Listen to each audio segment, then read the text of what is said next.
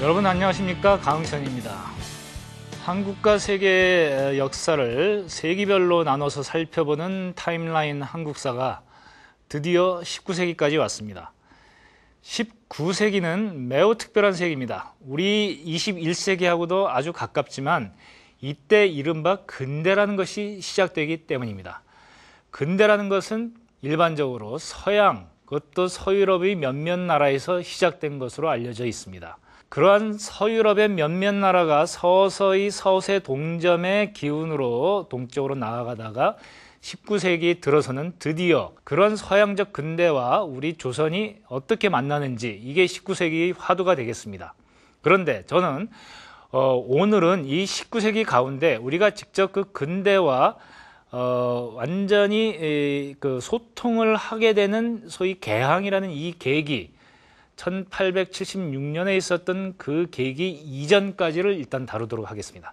그러니까 개항을 통해서 타율적으로 서양적 근대에 끌려 들어가기 전까지 조선의 19세기에서는 무슨 일이 일어나고 있었는가, 이 문제가 매우 중요하기 때문입니다. 그럼 함께 무슨 일이 있었는지 살펴보도록 하겠습니다. 가톨릭교도를 대대적으로 탄압하고 한치윤이 한국 통사인 해동 역사를 쓰기 시작했으며 안동김씨 세도정책 기틀이 마련된 19세기. 이긍익은 열려실 기술을 남기고 죽음을 맞이했으며 빙허각 이씨는 규합청소를 썼고 마지막 조선 통신사가 스시마를 방문했습니다. 이후 홍경래의 난이 일어나고 김정희가 북한산 비석이 진흥원 순수비임을 밝혔으며 정약용은 목민심서를 썼고 최한기의 유학철학서 기측체의가 중국에서 발행됐습니다. 또한 서유군은 임원 경제지를 썼고 유생들은 서어를 차별하지 말라는 만인소를 올렸으며 1831년에는 로마 교황청이 조선교구를 창설했고 1839년에는 기해박해가 일어나 풍양조씨가 세도 정치를 펼쳤습니다. 19세기 전반 프랑스의 나폴레옹은 황제로 즉위해 민법전을 만들었고 유럽 대부분을 정복해 나가던 시기 흑인 노예들은 IT 공화국을 건설했으며 프랑스 혁명의 감명을 받은 헤겔은 정신현상학을 썼고 미국에서는 증기선이 실용화됐습니다. 영국은 러다이트 운동이 일어났으며 프랑스는 나폴레옹이 몰락해 빈회의가 열렸고 아르헨티나는 독립을 했으며 리카도는 정치경제학과 과세의 원리를 쓰고 로버트 오원은 협동조합 운동을 제창했습니다. 이때 멕시코와 대콜롬비아가 건국되고 미국이 멀로주의를 선언했으며 앤드류 잭슨이 대통령으로 당선, 잭슨 민주주의의 시대를 열었고 영국의 철도가 개통되고 마이클 파라데이가 전자기 유도 법칙을 발견, 그리스는 독립하고 프랑스는 7월 혁명이 일어났습니다. 그리고 이탈리아 주세페 마치니는 청년 이탈리아당을 결성했고 영국은 공장법이 개정됐으며 미국은 모스가 전신기를 발명했고 영국에서 차티스트 운동이 일어났으며 오스만 투르크 제국은 근대화 개혁 정책 탄지마트가 시작됐습니다.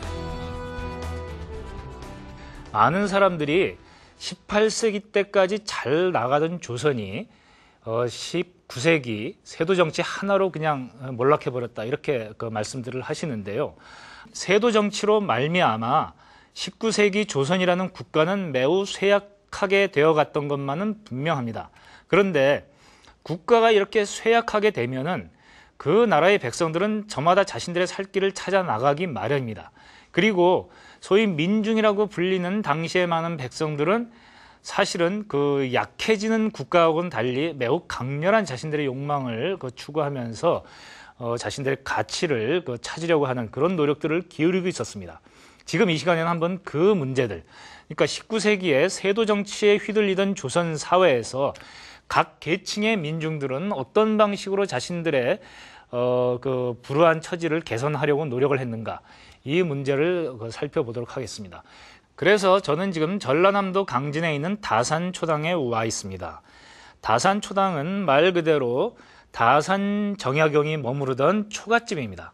이곳에 제가 와 있는 이유는 바로 이곳에 유배 와 있던 정약용이 1818년 이곳에서 그 유명한 그리고 그 아주 뜻깊은 명저 목민심서를 완성했기 때문입니다.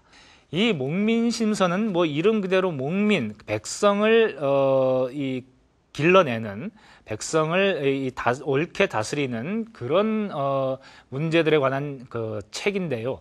여기에는 총 54가지의 관리들이 가져야 될 덕목에 대해서 아주 조목조목 본인이 관리로 출사했을 때나 또는 유배 나와서 봤던 여러 가지 현실을 감안해 가면서 논술을 하고 있습니다. 근데 여기서 다산 정약용이 무엇보다도 심혈을 기울여서 저술을 한 부분은 바로 토지제도에 관한 것이었습니다. 왜냐하면 19세기까지 이 조선은 기본적으로 농업국가고 백성의 대다수는 농민입니다.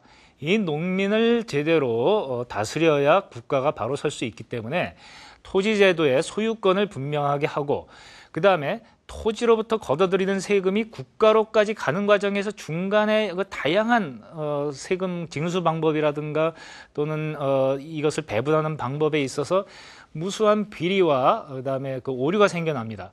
이거를 바로잡지 않고서는 조선이 바로 설 수 없다라는 그런 견제하에서 이 토지제도 전론이라고 일컬어지는 토지제도론에서 아주 심각하게 다루고 있는데요.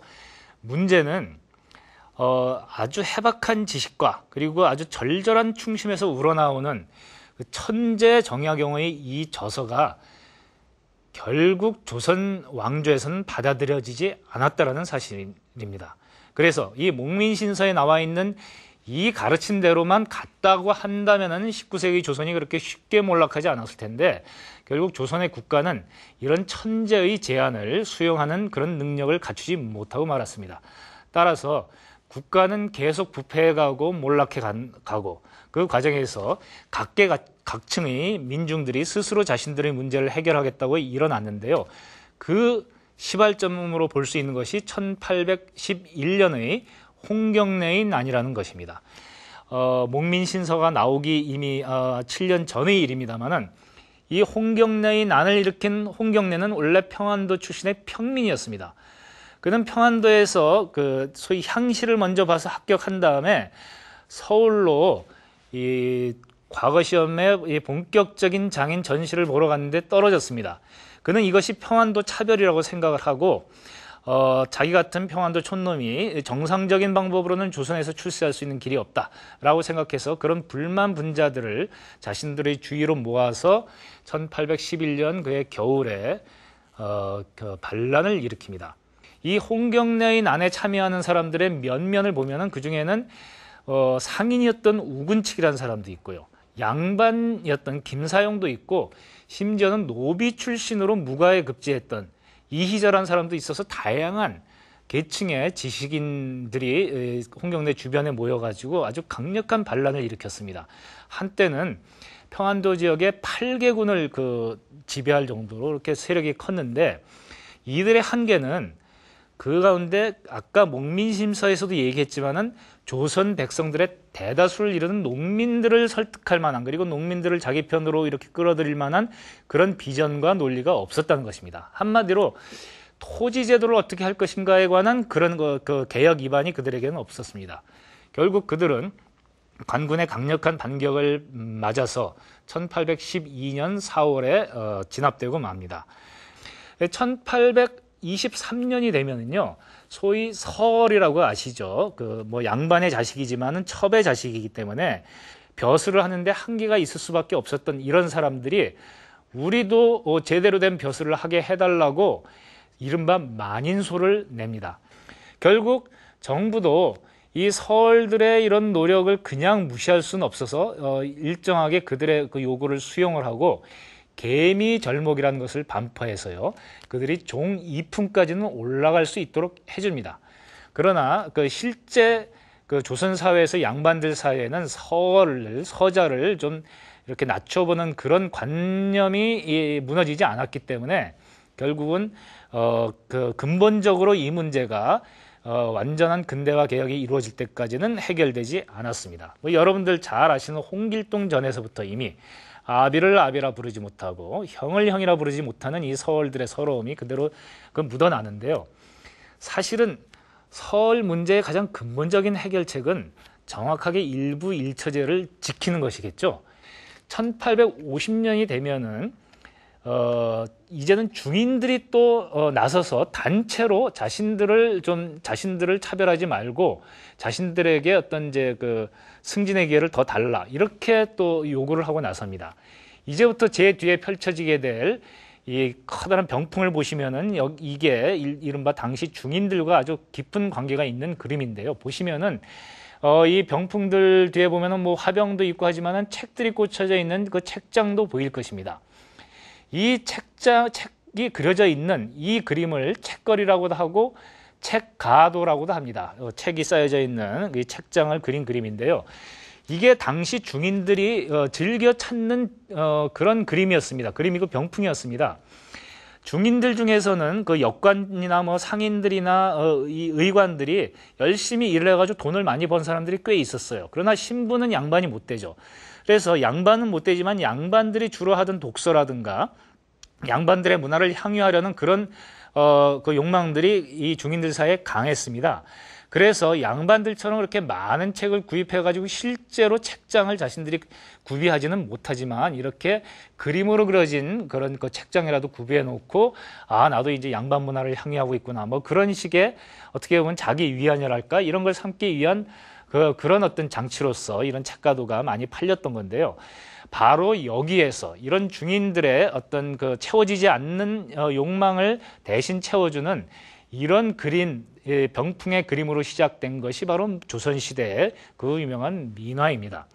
이런 중인들의 좀 더 높은 지위로 올라가고자 하는 그리고 국가로부터 공식적으로 인정받고자 하는 그런 노력은 앞서 서얼들의 요구를 일부 수용했던 것과는 달리 국가에서 전혀 받아들여지지 않았습니다.